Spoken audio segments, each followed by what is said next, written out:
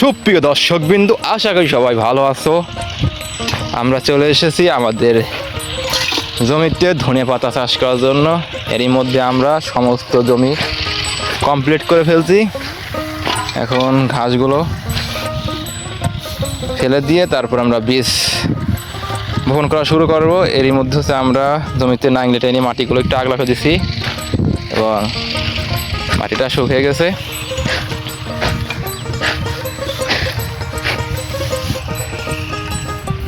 এই যে যা ফেলা দেয় আমি গিয়ে ওইটি পুরানো পরে।